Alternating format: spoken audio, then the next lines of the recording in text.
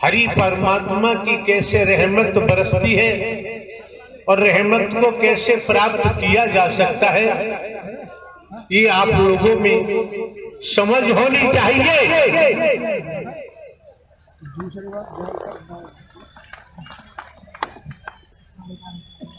ये मौके बार बार नहीं मिलते हैं, समय बार बार प्राप्त नहीं होता है।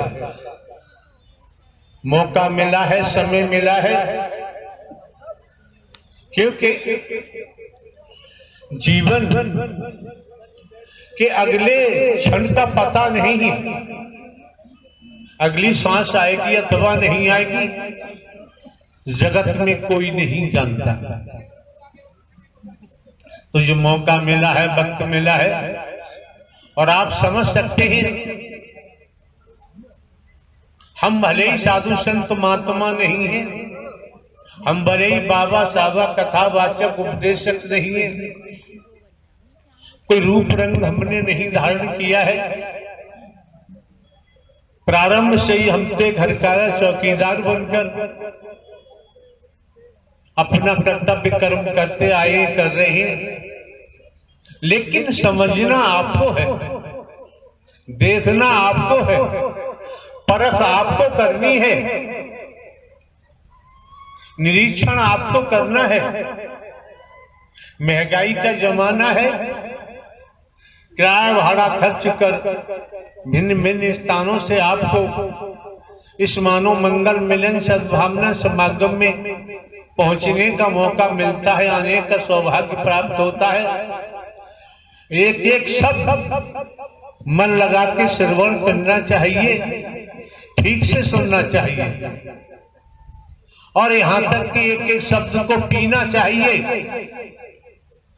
मौके बार बार नहीं मिलते हैं, समय बार बार प्राप्त नहीं होता है।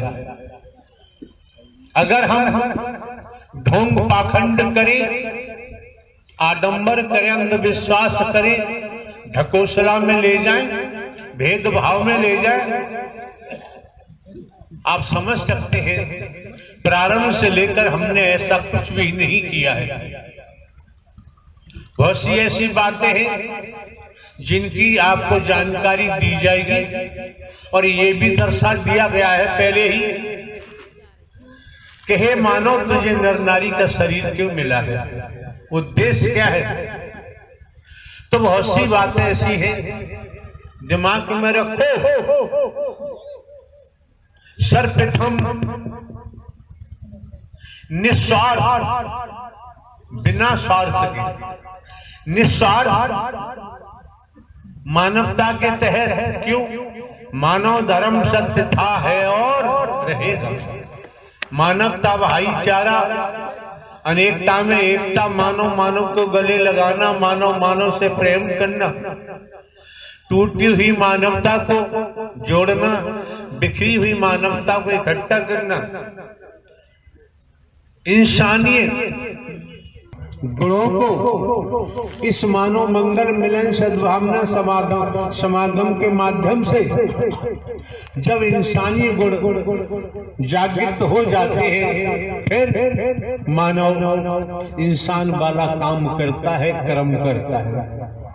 जब तक उसने जो जगाया हुआ है, कंचन कामनी को जगाया हुआ है, मोह को जगाया हुआ है, ममता को जगाया हुआ है, लोभ को जगाया हुआ है, काम को जगाया हुआ है, अहंकार को जगाया हुआ है, वर्गवाद को जगाया हुआ है, मैं मेरी अपने पराये को जगाया हुआ है। इस कारण शरीर तो नर नारी का दिखाई देता है। और आप ये भी समझ सकते हैं, जहां राष्ट्र की बात होती है तो राष्ट्र में भजन बंदगी, कथाओं के आयोजन, भागवत कथा, राम कथा, शिव पुराण कथा, हनुमान जी की कथा, शंकर ब्रह्मा विष्णु राम श्री कृष्ण जी की कथा, देवी दुर्गा काली की कथा, ये चलती रहती है 24 घंटे। लेकिन हमको देखना है, जब आप इस मानव मंगल मिलन सद्भावना समागम में पहुंचे हैं तो आपको देखना है कि आपके अंदर कोई परिवर्तन हो रहा है, नहीं हो रहा है। आपका जीवन किस दिशा में जा रहा है और किस दिशा में जाना चाहिए, ये सब कुछ जानकारी। और हमारे द्वारा तो भले ही हम हरकारा चौकीदार बन के काम करते हैं, लेकिन शोधन करने के बाद आपको कोई जानकारी दी जाती है। जब तक हम शोधन नहीं करते तब तक कोई जानकारी नहीं देते। आप लोगों के पास जानकारी की कोई कमी तो है नहीं, सभी जानकार हैं, लेकिन ज्ञान सभी के पास है। संसार की दुनियावी ज्ञान हर किसी के पास है, पेट भरने का ज्ञान हर किसी के पास है और तमाम ऐसी बातें हैं। लेकिन हमें जो नर नारी का चोला मिला है, इसका उद्देश्य क्या है, ये हमें क्यों मिला है, किस लिए मिला है, इसकी जानकारी आप महापुरुषों को लगातार सद्ज्ञान दिया जा चुका है। उसके बावजूद भी घासीराम की फौज जैसी स्थिति निर्मित करते हैं, तो हमारा कहना तो यही है, जब आप सुनते नहीं, दर्शन के महत्व को नहीं समझते,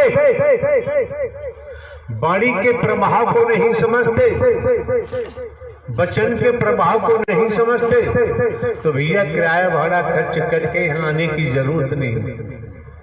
राष्ट्र में इतने मिशन संघनता पंथ हैं, गुरुजी हैं, सदगुरु जी हैं, कहीं भजले मैया का नाम भजले हो मन, भजले नारायण हरि भजले के नारायण हरि मिले जाएंगे मन, भजले के मैया रानी मिले जाएंगी मन, भजले मन भजले हरि का नाम भजले, अरे दुख के दाता परम पिता है, दुख के दाता परम पिता है, सुख देता है हरि को भजले, तो ये नए रास्ते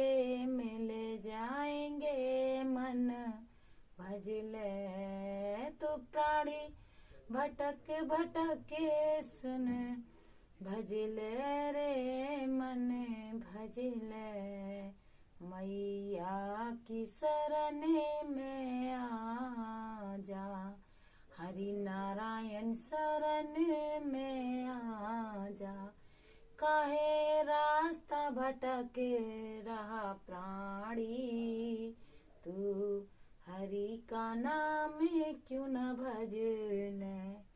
बोलिए नारायण साकार हरि की संपूर्ण ब्रह्मांड में सदा सदा के लिए जय जयकार हो, जय जयकार हो।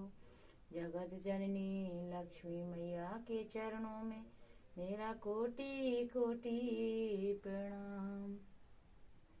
प्यारी दुलारी सास संगत जी, नारायण साकार हरि जी के भजनों के चैनल पर आप सभी का स्वागत है।